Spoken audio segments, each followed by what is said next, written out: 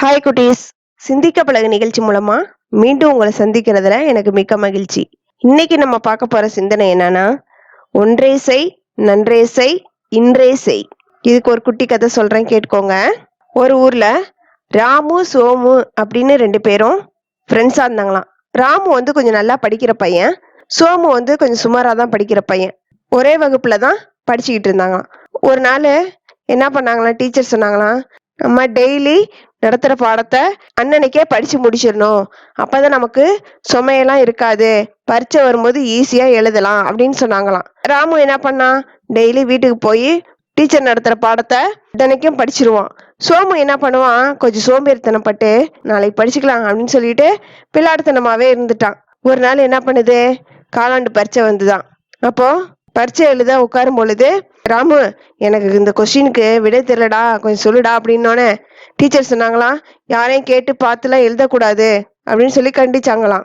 அதுக்குன்னு சோமு வந்து ராமு கிட்ட பேசாம இருந்துட்டானாம். சரின்னு அன்னைக்கு பரீட்சை எல்லாம் முடிஞ்சிருச்சான். அந்த காலாண்டு பரீட்சை முடிஞ்சு லீவ் விட்டாங்களாம்.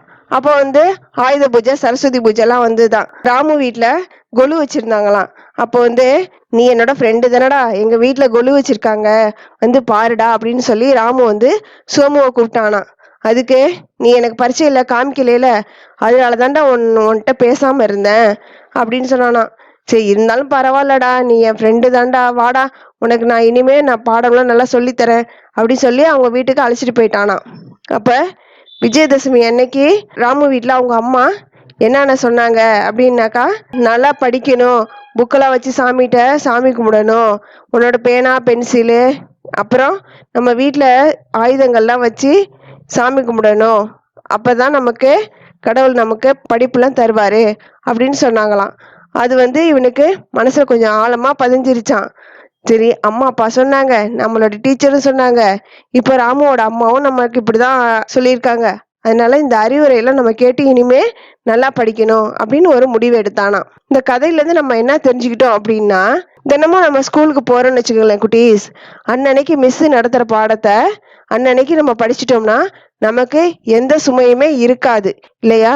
அன்னன்னைக்கு செய்ய வேண்டிய வேலைய அன்னன்னைக்கு செஞ்சு முடிச்சிடணும், ஒத்தி போடக்கூடாது. ஒன்றே செய், நன்றே செய், இன்றே செய். இதைதான் நம்ம இன்னைக்கு தெரிஞ்சுக்கிட்டோம். இந்த கதை உங்களுக்கு பிடிச்சிருந்தா லைக் பண்ணுங்க, ஷேர் பண்ணுங்க, மேலும் உங்க கருத்துக்களை கீழே கமெண்ட் பண்ணுங்க. மேலும் இது மாதிரி கதைகளுக்கு நம்ம சேனலை சப்ஸ்கிரைப் பண்ணுங்க. Thank you children.